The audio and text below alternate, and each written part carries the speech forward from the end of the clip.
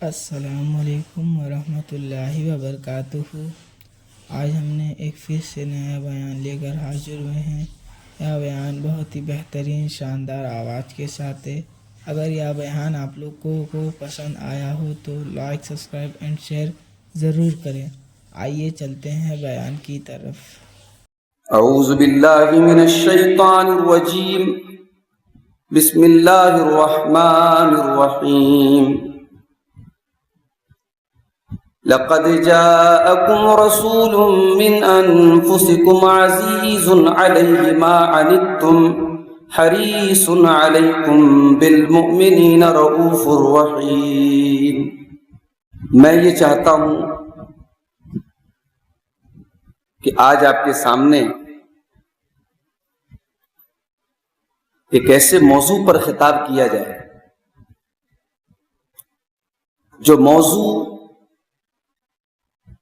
ہمارے دل سے تعلق رکھتا ہے، ہمارے جذبات سے تعلق رکھتا ہے۔ کون ایسا مسلمان ہے جس کے دل میں اس کے رسول کی محبت نہیں ہے؟ ظاہر ہے کہ کوئی بھی مسلمان ہو ہی نہیں سکتا۔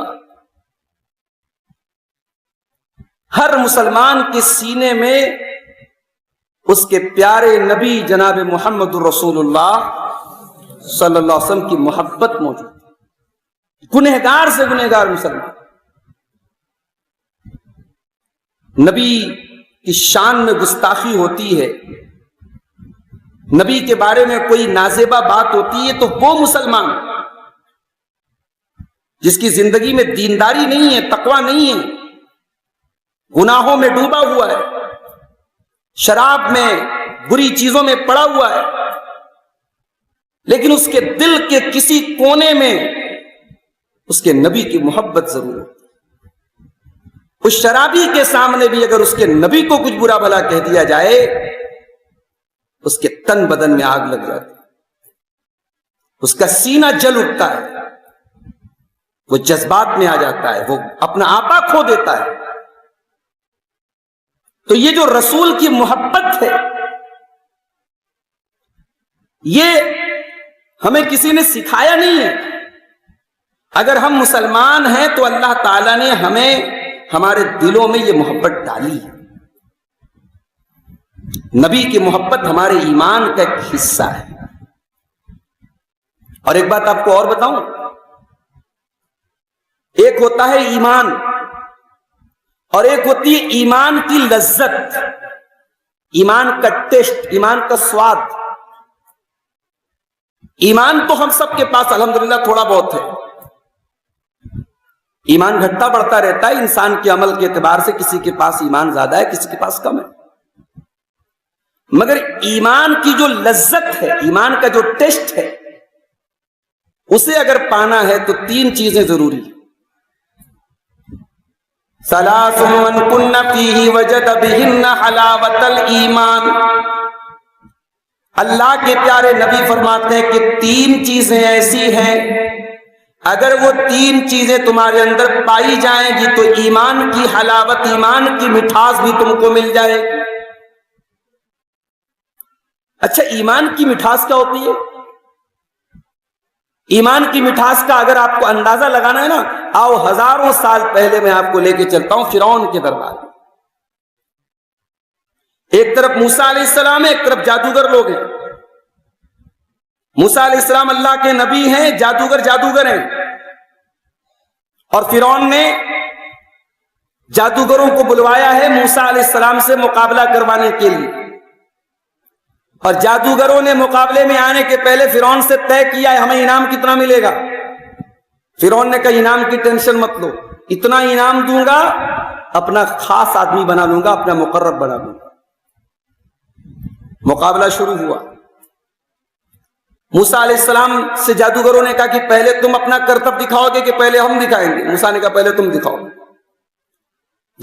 جادوگروں کے ہاتھ میں رسی تھی، انہوں نے رسی کو زمین پہ پھینکا، ان کی رسیاں سانپ بن گئی۔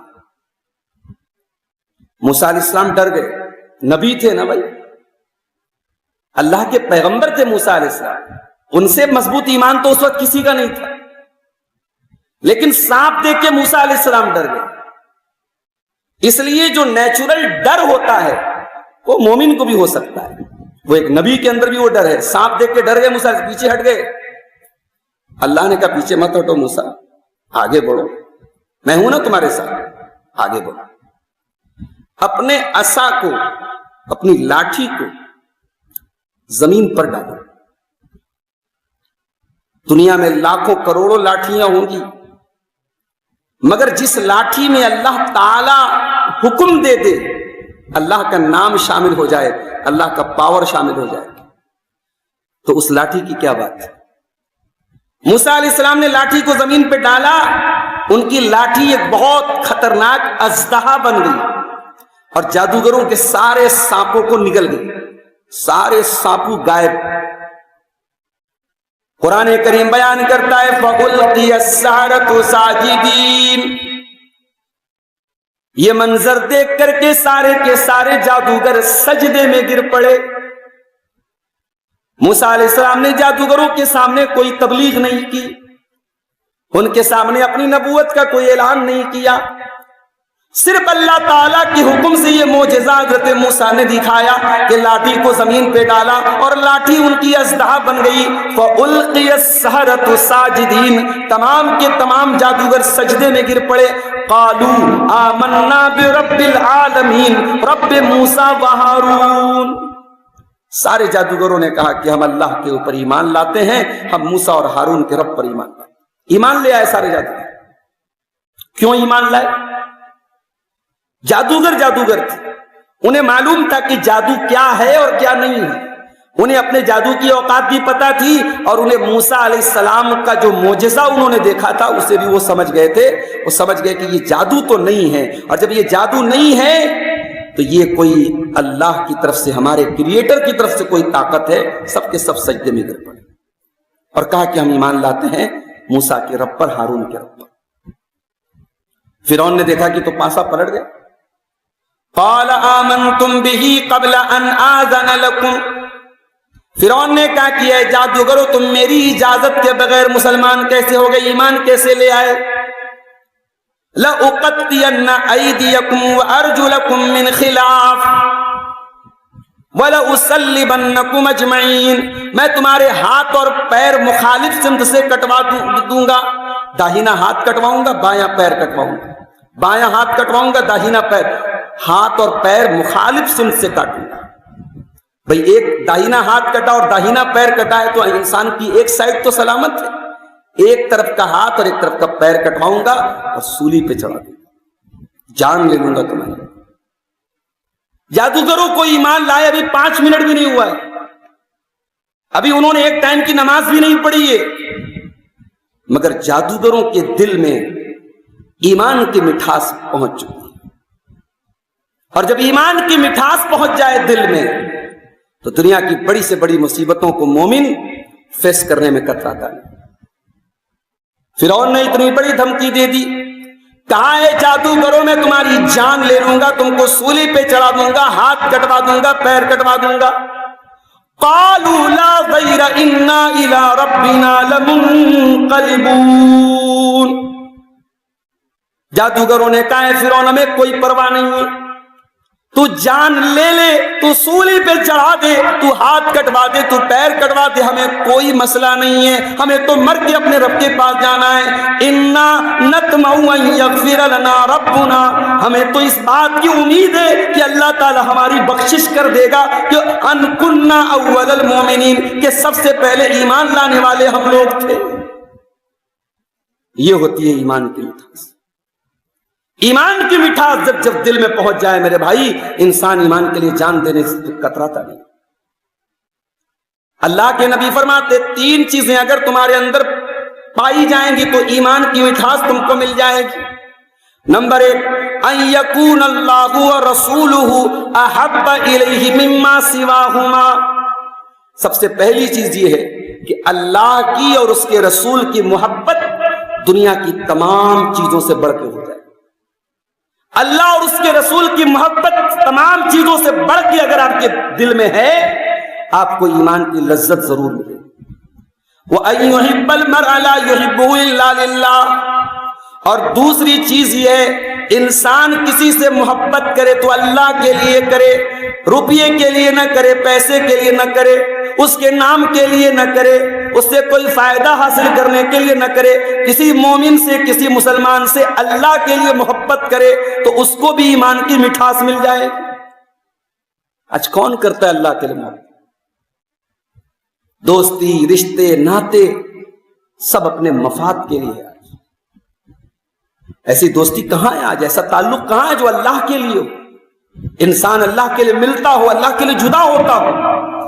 اگر ایسی دوستی ہے، ایسا تعلق ہے، تو اللہ کے نبی کہہ رہے ہیں کہ ایمان کی مٹھاس۔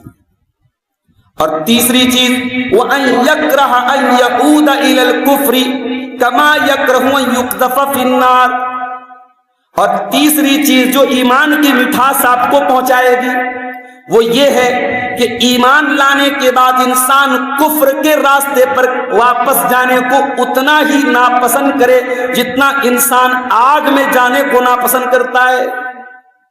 ایک ایمان والے مرد کے لیے، ایک ایمان والی عورت کے لیے آگ میں جانا قبول ہو، مرتد ہونا قبول نہ ہو، کافر ہونا قبول نہ ہو، مشرک ہونا قبول۔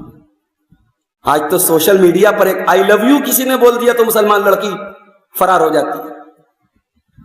راشن کارڈ بنانے کے لیے لوگوں نے مذہب بدل دیا۔ دنیا کے چند ٹکوں کے لیے، دنیا کی چند پریشانیوں سے بچنے کے لیے ایمان کا سودا لوگ کر رہے ہیں۔ اللہ ہم سب کی حفاظت فرمائے۔ تو یہ تین چیزیں ہیں جو ایمان کی مٹھاس ہمیں پہنچاتی۔ تو نبی کی محبت اگر واقعی میں ہے اور سب سے بڑھ کے ہے تو ایمان کی مٹھاس آپ کو ملے گی۔ اچھا، دنیا میں ہم کسی سے محبت کیوں کرتے ہیں؟ عام طور سے محبت کی تین وجہ ہوتی ہے۔ پہلی وجہ، ہم جس سے محبت کرتے ہیں اس کا کوئی ہنر، کوئی فن، کوئی آرٹ ہمیں اچھا لگتا ہے۔ بھائی بہت سارے لوگ ہیں کرکٹ پسند کرتے ہیں، کسی کرکٹر کے فین ہوتے ہیں۔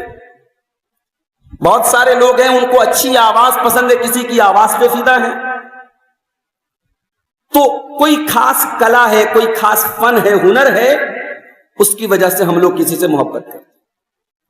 اور محبت کی ایک وجہ یہ ہوتی ہے کہ ہم پر اس کا احسان ہوتا ہے۔ اولاد ماں باپ سے محبت کرتی ہے، ماں باپ کا احسان ہے۔ تو محبت کی ایک وجہ احسان ہوتی ہے۔ اور محبت کی تیسری وجہ، انسان اپنی خوبصورتی کی وجہ سے بھی ہمیں پسند ہوتا ہے۔ بہت خوبصورت ہے، ہمیں پسند ہے، ہم محبت کرتے ہیں۔ آئیے ذرا ہم غور کریں اللہ کے پیارے نبی جناب محمد رسول اللہ صلی اللہ علیہ وسلم کے اوپر محبت کے یہ تینوں پیمانے جو دنیا کے بنائے ہوئے پیمانے ہیں، ذرا ان پیمانوں پر اپنے نبی کو رکھ کے دیکھیں میرے بھائیوں۔ اگر ہم ہنر کی بات کریں، دنیا میں جتنی اچھی صفات ہیں، جتنے اچھے اخلاق ہیں، ان تمام اخلاق میں اللہ کے پیارے نبی سب سے آگے ہمیں نظر آتے ہیں۔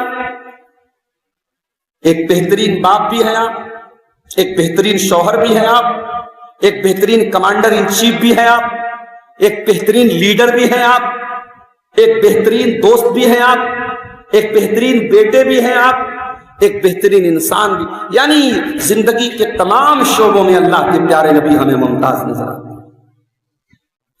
اسی لیے اللہ قرآن میں کہتا ہے لَقَدْ كَانَ لَكُمْ فِي رَسُولِ اللَّهِ أُسْوَةٌ حَسَنَةٌ۔ او لوگوں، میرا نبی تمہارے لیے اسوہ حسنہ ہے، نمونہ ہے۔ اگر نمونہ بنانا ہے، کسی ہستی کو آئیڈیل بنانا ہے، تو جناب محمد رسول اللہ صلی اللہ علیہ وسلم کو آئیڈیل بنانا ہے۔ دنیا میں بہت سارے لوگوں کی پبلک لائف بہت اچھی ہوتی ہے، گھر کے باہر کی زندگی بہت اچھی ہوتی ہے، مگر گھر کے اندر کی زندگی کون جانتا ہے؟ بیوی جانتی ہے، بچے جانتے ہیں۔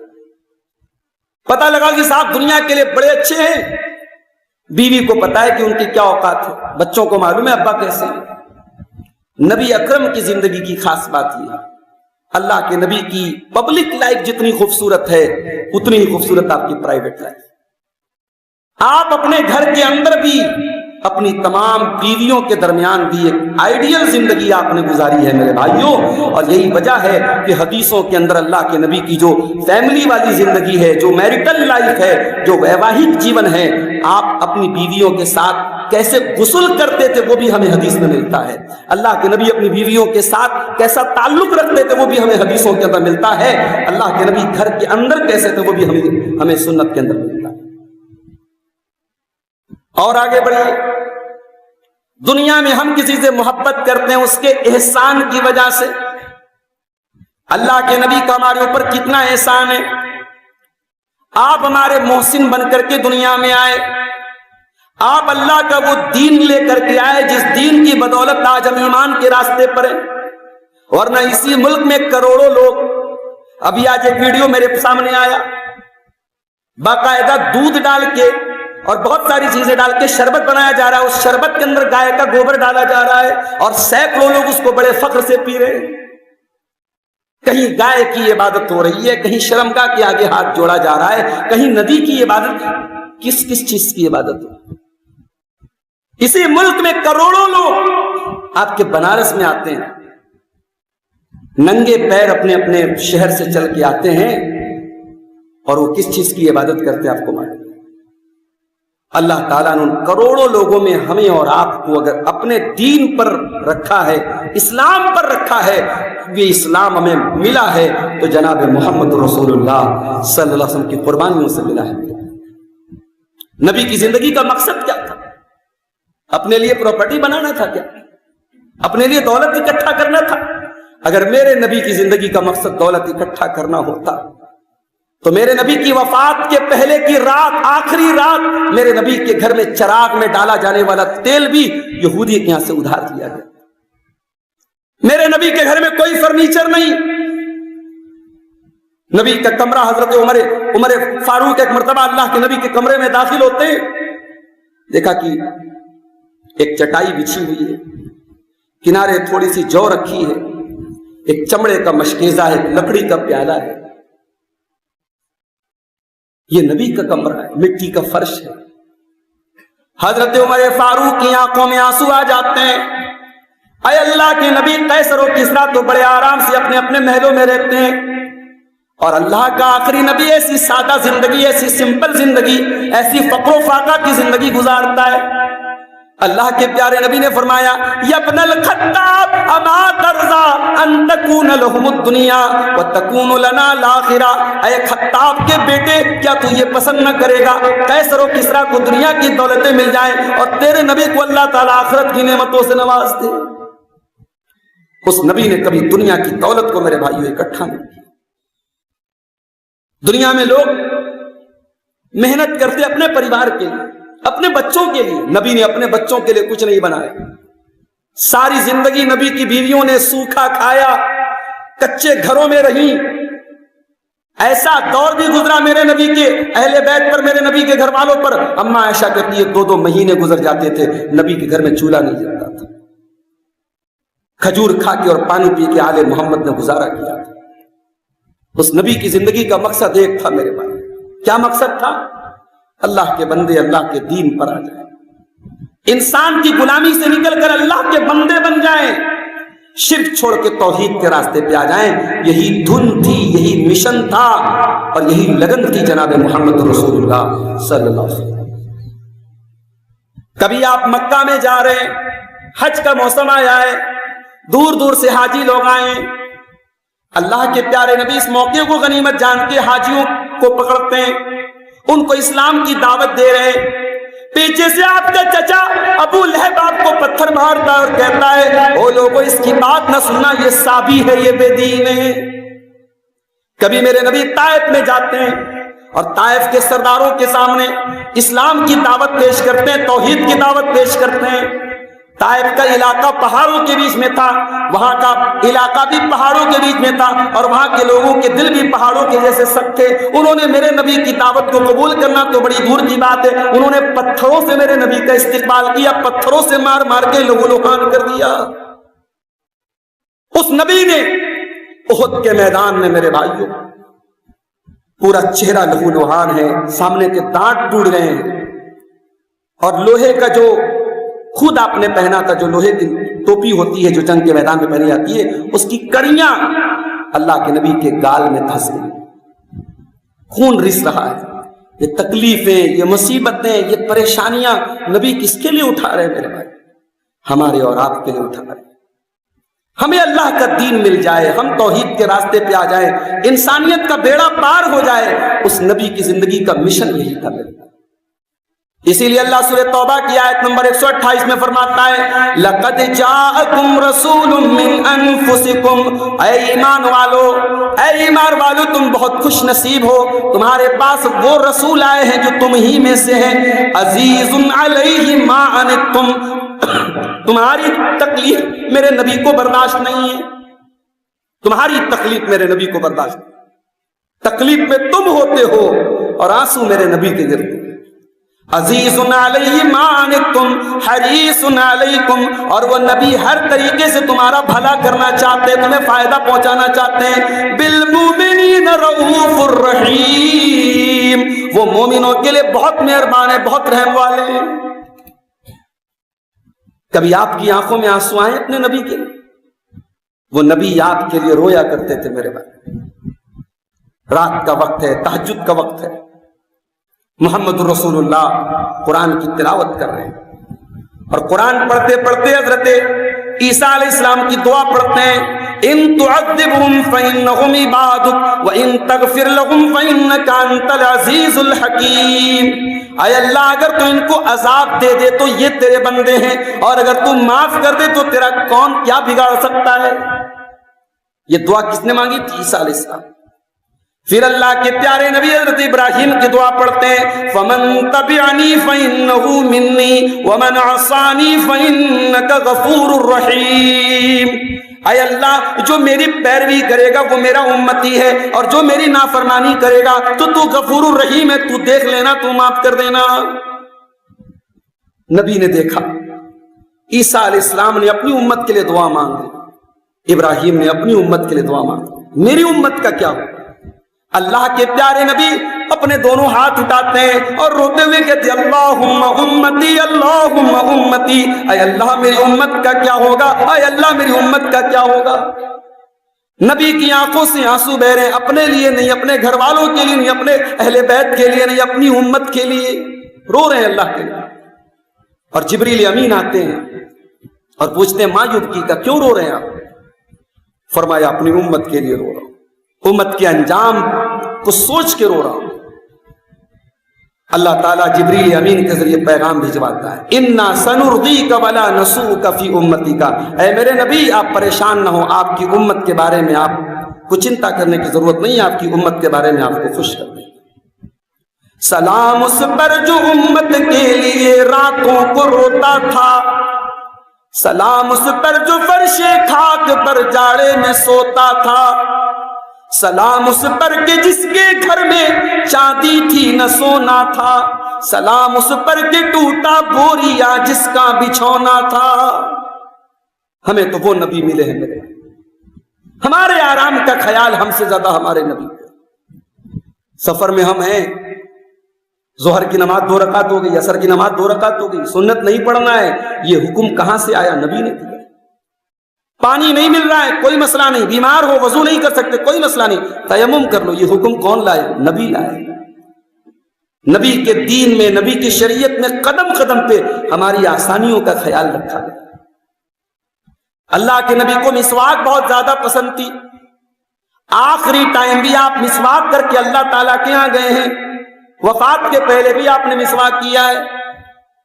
اس قدر مسواک سے محبت ہونے کے باوجود اللہ کے پیارے نبی فرماتے ہیں لولا ان اشق علی امتی لامرتهم بالسواک عند كل صلاۃ، اگر میری امت کے لیے مشکل نہ ہو جاتا تو میں مسواک کو کمپلسری کر دیتا، فرض کر دیتا، ضروری کر دیتا ہر نماز کے ٹائم، مگر میری امت کے لیے مشکل ہو جاتا اس لیے میں فرض نہیں کر رہا ہوں۔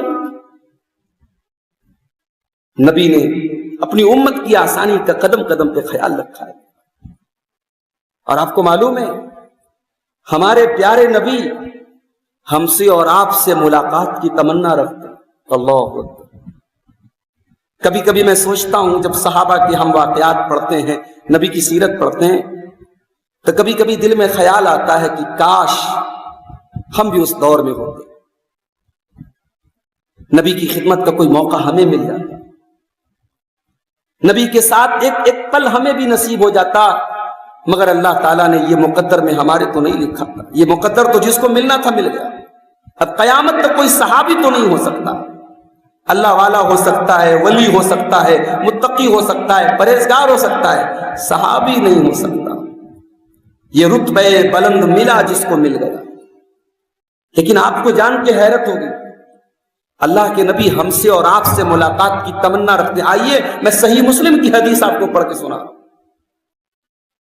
اللہ کے پیارے نبی بقیع کے قبرستان جاتے ہیں اور قبرستان جا کر کے آپ دعا پڑھتے ہیں، السلام علیکم دار قوم مؤمنین وَإِنَّا إِن شَاءَ اللَّهُ بِكُمْ لَلَاحِقُونَ.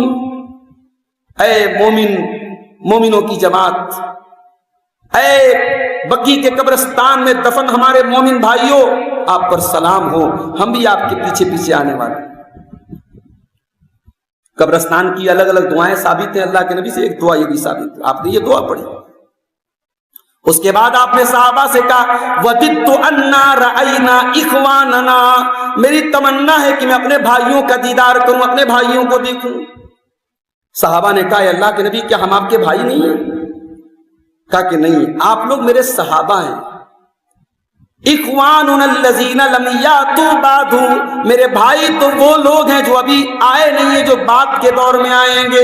وہ میرے اوپر ایمان لائیں گے، انہوں نے میرا دیدار نہیں کیا ہوگا، انہوں نے مجھ کو دیکھا نہیں ہوگا، پھر بھی میرا کلمہ پڑھیں گے، میرے دین پر ایمان لائیں گے. وہ میرے بھائی ہوں گے اور میں ان کو دیکھنا چاہتا ہوں. اللہ اکبر. نبی ہمیں اور آپ کو دیکھنا چاہتے ہیں. نبی ہمیں اور آپ کو اپنا بھائی کہہ رہے ہیں کہ ہم اپنے بھائیوں کو دیکھنا چاہتے ہیں.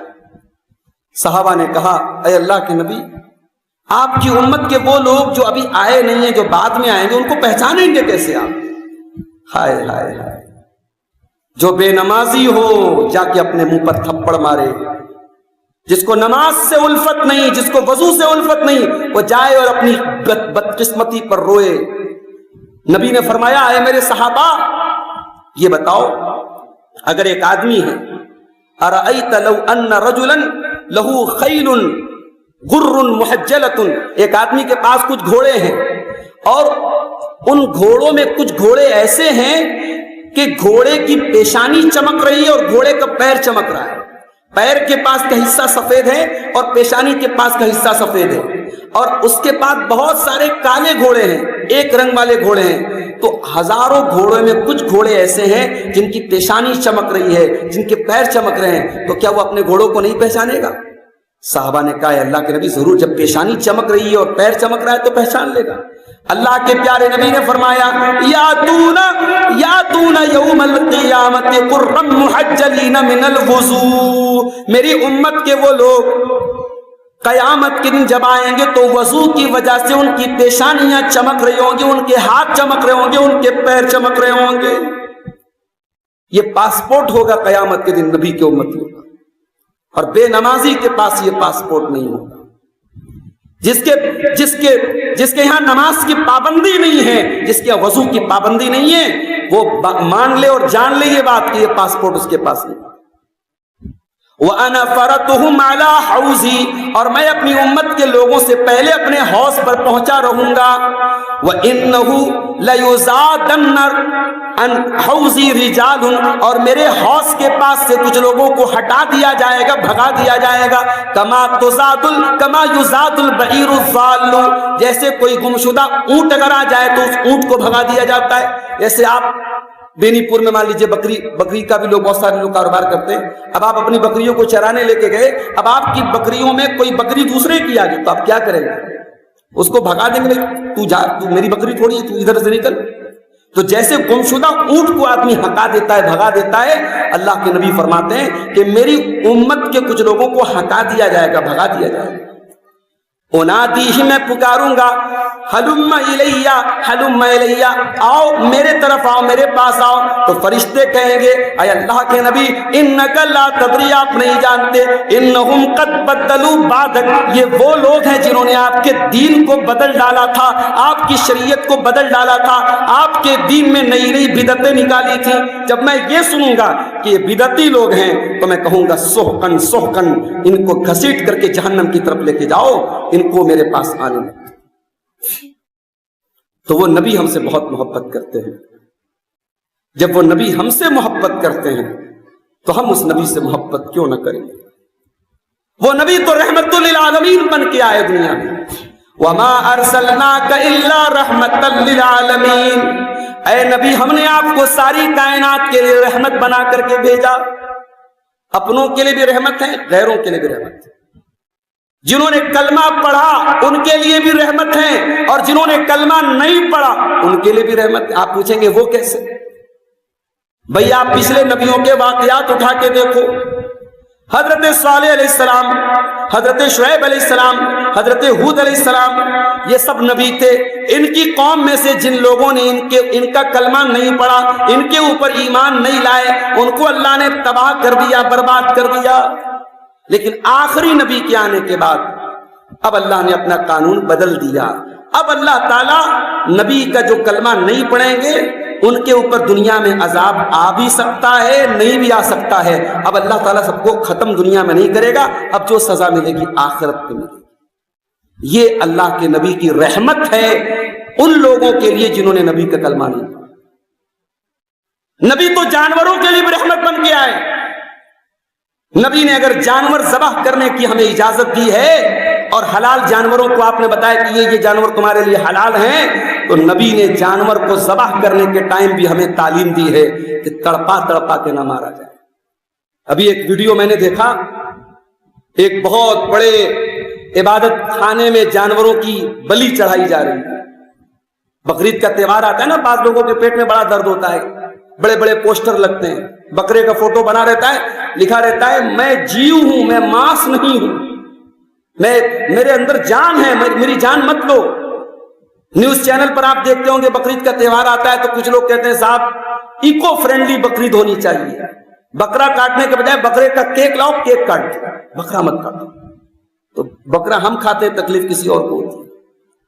تو یہ بکرے کی قربانی جو ہم کرتے ہیں یا جو بھی جانور ذبح کرتے ہیں، آپ غور کیجئے اور کسی ڈاکٹر سے جا کے پوچھئے کہ ذبح کرنے کا جو اسلامی طریقہ ہے وہ بہت ہی سائنٹیفک طریقہ ہے اور جانور کو سب سے کم تکلیف پہنچتی. ابھی میں نے ایک ویڈیو دیکھا کہ بکری کے بچے کو ایک جگہ بلی چڑھائی جا رہی ہے اور وہاں کا جو یعنی بڑا جو ان کا لیڈر ہے وہ ایک بکری کے بچے کو لیتا ہے اور زندہ اس کے گردن میں اپنا دانت چبوتا ہے، اس کا خون پی جاتا ہے، اس کو مار ڈالتا ہے. اللہ اکبر. یہ منظر دیکھ کے ہم اللہ کا شکر ادا کرتے ہیں کہ اللہ نے ہمیں مسلمان بنایا. ہم جانور بھی ذبح کرتے تو وہاں پر بھی رحمت ہے. میرے بھائی، میرے نبی تو جمادات کے لیے بھی رحمت بن کے. اللہ کے نبی ایک کھجور کے تنے پہ کھڑے ہو کے خطبہ دیتے تھے. نبی کے دور میں ممبر نہیں تھا، لکڑی کا تنا تھا، کھجور کا تنا تھا، اسے بھی کھڑے ہو کے خطبہ دے رہے تھے. ایک عورت تھی جو جمعہ کے خطبے میں آتی تھی، اس نے دیکھا کہ اللہ کے نبی لکڑی کے تنے پہ خطبہ دے رہے. اس کا بیٹا جو تھا وہ بڑی تھا، کارپینٹر تھا. اس نے کہا اللہ کے نبی میرا بیٹا بڑی ہے، میں اپنے بیٹے سے کہہ کے آپ کے لیے ایک ممبر بنوا دیتا. اچھا، صحابہ نبی سے محبت کرتے تھے اور نبی کے لیے جو کر سکتے تھے، جو کرنے کی طاقت تھی وہ کرتے تھے. عورت نے کہا اللہ کے نبی میں ممبر بنوا دیتی. ممبر بن کے تیار. اگلے جمعہ آیا اور وہ کھجور کا تنا کنارے رکھ دیا گیا اور اللہ کے پیارے نبی ممبر پہ کھڑے ہو کے خطبہ دے دیا. ابھی آپ نے خطبہ شروع کیا تھا، فصاحت النخلۃ، کھجور کے تنے سے رونے کی آواز آنے لگی. کھجور کا تنا رونے لگا، بچوں کی طرح رونے کی آواز آنے لگی. اللہ کے پیارے نبی اپنے ممبر سے اترے. اترنے کے بعد آپ نے اس کھجور کے تنے کو سینے سے لگایا اور بخاری کے الفاظ ہیں، مسلم کے الفاظ ہیں کہ اس لکڑی کے تنے سے اب رونے کے بجائے سسکنے کی آواز آنے لگی. جیسے بچے روتے رہتے ہیں اور ماں باپ جب چپ کراتے ہیں تو چپ تو ہو جاتے ہیں مگر سسکنے لگتے ہیں. وہ لکڑی کا تنا، جس لکڑی کے تنے پر میرے نبی کھڑے ہو کے خطبہ دیتے تھے، وہ چند منٹ کی جدائی نبی سے برداشت نہ کر پایا, وہ رونے لگا اور نبی نے اسے سینے سے لگایا. اور ترمذی کے الفاظ ہیں, اللہ کے نبی نے فرمایا لولا لم احتضنه لحن الى یوم القیامہ, اگر میں اس کھجور کے تنے کو سینے سے نہ لگاتا تو قیامت تک اس سے رونے کی آواز آتی رہتی.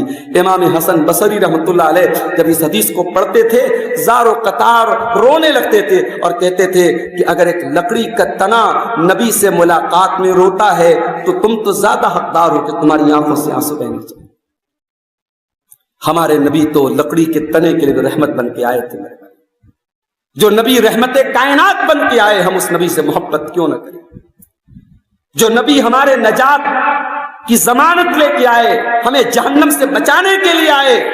اللہ کے پیارے نبی فرماتے ہیں, بخاری اور مسلم کی روایت, کہ او لوگوں میری مثال ویسی ہے جیسے ایک آدمی آگ جلاتا ہے, اور جیسے وہ آگ جلاتا ہے پتنگے اور پروانے اس آگ میں جانے لگتے ہیں. وہ روکنے کی کوشش کرتا ہے مگر وہ پتنگے وہ پروانے بار بار اسی آگ میں جل جل کے مرتے ہیں. او لوگوں میں تمہاری کمر پکڑ پکڑ کے تم کو جہنم کی آگ سے بچانے آیا ہوں. وانتم تفلتون من یدی, اور تم مجھ سے اپنا ہاتھ چھڑا کر کے جہنم کی طرف جا رہے ہو. او لوگوں آؤ میرے دین کی طرف آؤ, میں تمہیں جہنم کی آگ سے بچانے کو.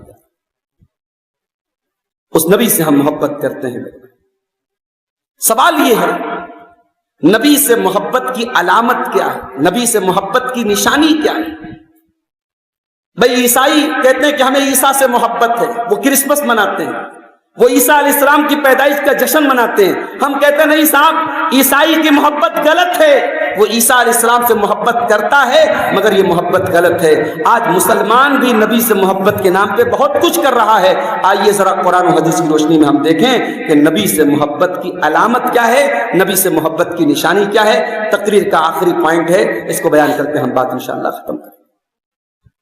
دیکھو اگر نبی سے محبت ہے تو نبی پر ایمان لانا ضروری ہے.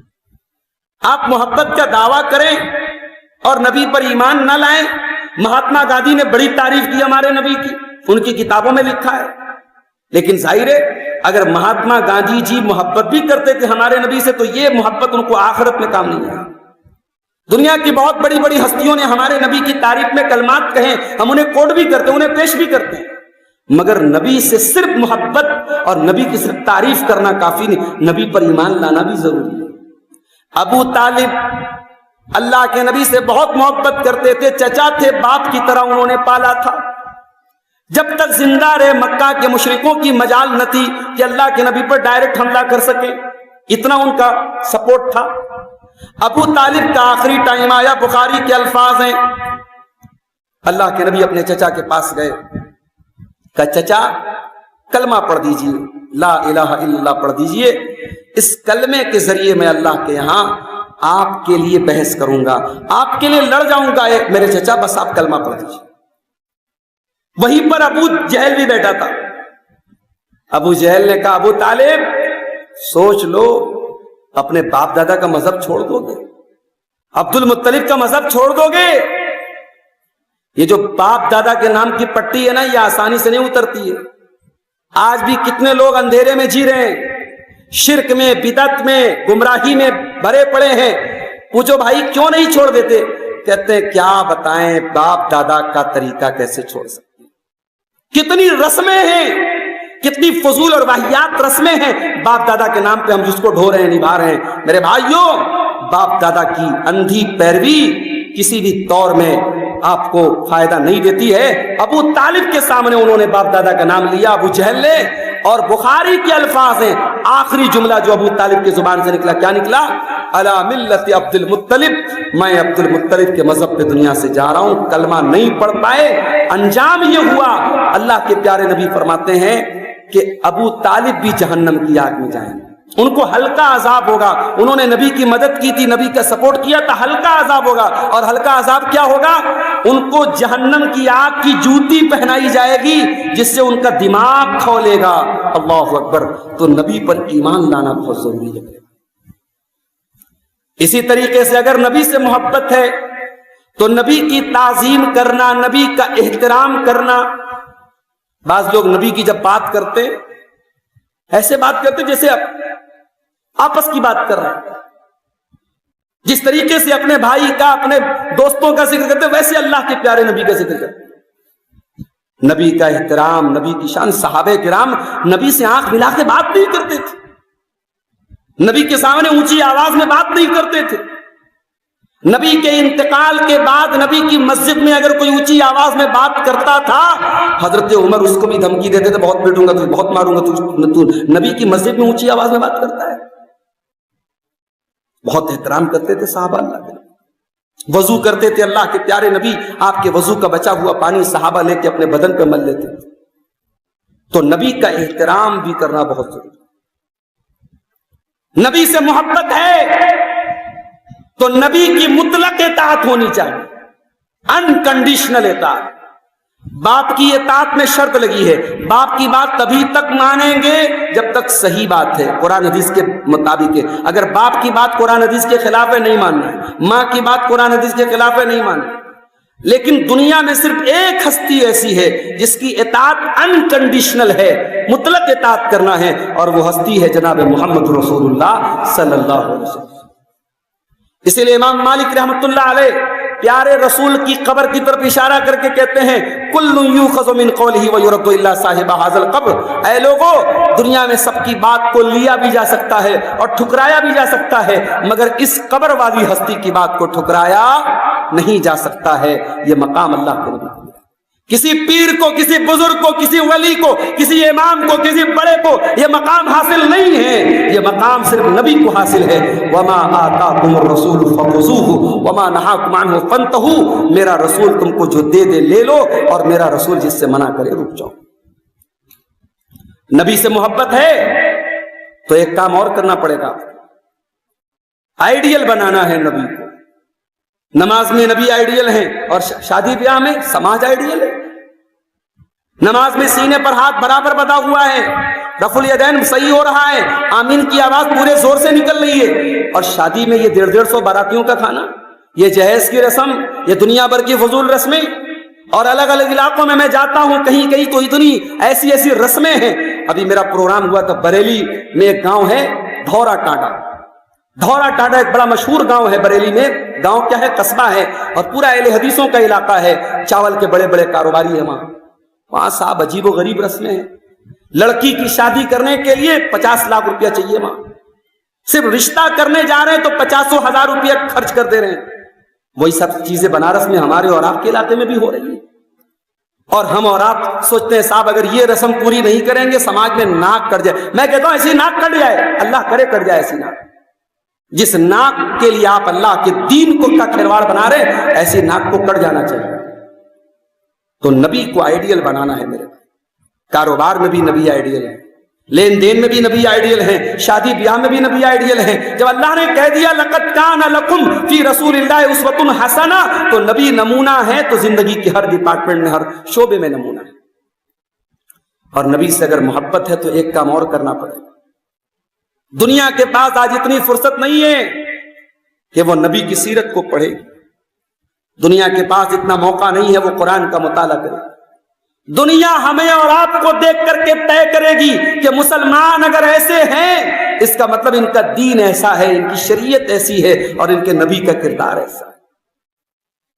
میرے بھائیو, اپنے کردار کو ایسا بناؤ کہ دنیا کہے کہ ہاں جب مسلمان اتنے اچھے ہیں تو ان کا دین کتنا اچھا ہوگا, ان کی شریعت کتنی اچھی ہوگی, ان کے پیغمبر کتنے اچھے. آج افسوس کی بات ہے ہمارا دین جتنا اچھا ہے ایک قوم کی حیثیت سے ہم اتنی ہی گندگیوں اور برائیوں میں ڈوبے.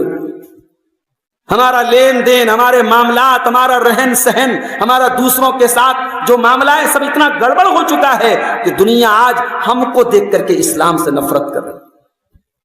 تو نبی کی سیرت, آج لوگ نبی کو, آج ابھی دیکھیے ایک واقعہ ہوا مہاراشٹرا میں, ایک غیر مسلم نے اللہ کے نبی کے بارے میں بڑی بدتمیزی والی لینگویج استعمال. ہمیں اور آپ کو جب ہم نے وہ ویڈیو مراٹھی میں اس نے بولا تھا, جب ویڈیو ہم تک پہنچا ہم نے دیکھا, اور جن لوگوں نے بھی دیکھا اور سنا ان کے دل کو ٹھیس پہنچی, تکلیف پہنچی. اور اگر آپ کے دل کو ٹھیس نہیں پہنچ رہی ہے تو یہ بھی سن لیجیے, اگر آپ کے نبی کو گالی دی جائے اور آپ کو کوئی فرق نہ پڑے, آپ کو لگے یار ہوتا ہے ہونے دو, تو اپنے ایمان کی خیر منائیے. بھئی آپ ہمیں کوئی کچھ کہہ دے ہم 2 منٹ کے لیے برداشت کر لیں، ہمارے باپ کو کوئی کچھ کہہ دے تو ہم تو لڑنے کے لیے تیار ہو جاتے ہیں نا، ہمارے باپ کو کوئی گالی دے دے تو ہم تو لڑنے کے لیے تیار ہو جاتے ہیں۔ میں کہتا ہوں ہمارے ماں، ہماری مائیں، ہمارے باپ، ہماری جانیں قربان ہے محمد رسول اللہ صلی اللہ علیہ وسلم کے اوپر۔ نبی کی شان میں توہین ہو، نبی کے بارے میں گستاخی ہو، اور آپ کا سینہ، آپ کا ایمان بیدار نہ ہو، اور آپ کے دل میں غصہ پیدا نہ ہو، اور آپ کے دل میں تکلیف نہ پہنچے، تو ایسے ایمان پر خیر منانی چاہیے۔ ایمان کا بہت کمزور درجہ ہے، تو نبی کا ڈیفنس بھی کیجیے۔ میں یہ نہیں کہتا آپ قانون ہاتھ میں لے لیجیے، آپ کوئی ایسا قدم اٹھائیے جو غلط ہے، قانون کے دائرے میں رہ کر، سنویدھان، اس ملک کا جو سنویدھان اور آئین اور قانون ہے اس کے دائرے میں رہ کر اگر کوئی نبی کے بارے میں گستاخی کرتا ہے ہم اسے قطعاً برداشت نہیں کریں گے۔ ہم جو بھی قانونی کارروائی ہم کریں تاکہ وہ ظالم اپنے کردار تک پہنچے، اور دنیا میں تو اگر وہ اپنے کردار کو نہیں پہنچے تو ہمارا عقیدہ ہے کہ آخرت میں تو اپنے انجام کو پہنچنا ہی پہنچنا ہے۔ ویسے اب تک کا ریکارڈ یہی رہا ہے کہ جس نے نبی کی توہین کی ہے دنیا میں اس کا انجام بہت بھیانک اور بہت برا ہو۔ اور آخری چیز یہ ہے میرے بھائیوں، نبی سے محبت اگر ہے تو نبی پر کثرت سے درود و سلام۔ اللہ قرآن میں کہتا ہے یا ایھا الذین آمنوا صلوا علیہ وسلموا تسلیما، اے ایمان والو نبی پر صلاۃ و سلام پڑھو۔ اللہ کے پیارے نبی فرماتے ہیں جو 1 مرتبہ میرے اوپر درود پڑھتا ہے 10 رحمتیں نازل ہوتی ہیں اللہ کی۔ اور اللہ کے نبی اپنے ایک صحابی سے کہتے ہیں کہ اگر تم بہت زیادہ درود پڑھو گے تخفی ہمک، تو تمہارے غم دور ہو جائیں گے، تمہارے غم دور ہو جائیں گے، تمہاری مصیبتیں دور ہو جائیں گی، تمہارے گناہ معاف ہو جائیں گے۔ اس لیے اٹھتے بیٹھتے چلتے پھرتے بھی آپ درود ابراہیمی پڑھیے، اللہم صلی علی محمد وعلی آل محمد، یا صلی اللہ علیہ وسلم بھی پڑھ سکتے ہیں آپ۔ اور خاص طور سے جب دعا کے لیے آپ ہاتھ اٹھائیے تو دعا میں پہلے اللہ کی تعریف کیجیے، اور سب سے بہترین طریقہ کیا ہے دعا میں؟ سورہ فاتحہ پڑھ لیجیے، اور سورہ فاتحہ پڑھنے کے بعد درود شریف پڑھ لیجیے، اس کے بعد جو مانگنا ہے اللہ سے مانگیے، اور پھر آخر میں 1 مرتبہ اور درود شریف پڑھ لیجیے۔ یقین کیجیے کہ آپ جب دعا میں اللہ کی تعریف کرتے ہیں اور نبی پر درود پڑھتے ہیں تو اللہ تعالیٰ اس دعا کو ضرور قبول کرتا ہے، اس کی قبولیت کی گارنٹی ہو جاتی ہے۔ اسی طریقے سے جمعہ کے دن کثرت سے درود پڑھیے، اذان کے بعد درود پڑھیے، جو بھی درود پڑھنے کے مواقع حدیث سے ثابت ہے، درود پڑھنا بھی اللہ کے نبی کی محبت کی ایک علامت اور دلیل ہے۔ یہ چند باتیں محبت رسول کے موضوع پر آپ کے سامنے رکھی گئی، اس امید کے ساتھ کہ ہم اپنے پیارے نبی سے وہ محبت جو صحیح محبت ہے، جو قرآن و سنت کے مطابق ہے، وہ محبت اللہ تعالیٰ اپنے نبی سے ہمیں کرنے کی توفیق عطا فرمائے۔ اللہ تعالیٰ ہمارے وہ بھائی جو محبت رسول کے معاملے میں غلط ٹریک پہ چلے گئے ہیں اور بدعات و خرافات میں مبتلا ہیں، اللہ تعالیٰ ہمارے ان بھائیوں کو بھی صحیح سمجھ عطا فرمائے اور انہیں سنت رسول پر آنے کی توفیق عطا فرمائے۔ اللہ تعالیٰ جن بھائیوں کی کوششوں سے آج کا یہ پروگرام منعقد ہوا ہے اللہ ان کو جزائے خیر عطا فرمائے، اللہ ہمارے بیماروں کو شفا عطا فرمائے، اللہ ہم میں سے جو لوگ پریشان ہیں، روزی روٹی کے مسئلے سے دوچار ہیں، اللہ ان کے رزق میں برکت عطا فرمائے۔ اللہ رب العالمین ہمارے ملک کی حفاظت فرمائے، اور ملک کے جن علاقوں میں مسلمانوں پر ظلم و ستم ہو رہا ہے اللہ تعالیٰ ظالموں کو ان کے انجام تک پہنچائے اور مظلوموں کی مدد فرمائے۔ اللہ ہماری مسجدوں کی، ہمارے مدرسوں کی، ہمارے علماء کی بھی حفاظت فرمائے، جب تک ہمیں دنیا میں زندہ رکھے اسلام پر زندہ رکھے، اور ہم سب کا خاتمہ ایمان پر ہو۔ آمین وآخر دعوانا ان الحمد للہ رب العالمین، والسلام علیکم ورحمۃ اللہ وبرکاتہ۔